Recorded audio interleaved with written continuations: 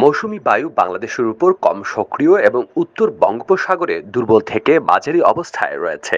আজ দেশের কিছু কিছু স্থানে বৃষ্টি হতে পারে, থাকতে পারে গরমের অস্বস্তি।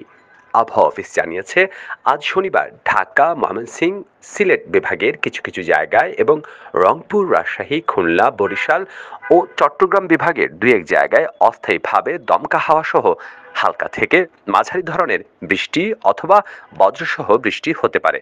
অন্যদিকে সারা দেশে দিন এবং রাতের তাপমাত্রা প্রায় অপরিবর্তিত থাকতে পারে, ফলে অনুভূত হতে পারে গরম। এদিকে ঢাকায় আজ ভোরে ২০ কিলোমিটার বেগে বৃষ্টি হয়েছে। আবহাওয়াবিদ মোহাম্মদ মনোয়ার হোসেন জানান, ঢাকায় আগামীকালও বৃষ্টির সম্ভাবনা রয়েছে। দিনের বেলায় গরম বেশি অনুভূত হতে পারে, তবে আগামী মঙ্গলবার থেকে সারা দেশের আবহাওয়া শুষ্ক থাকতে পারে।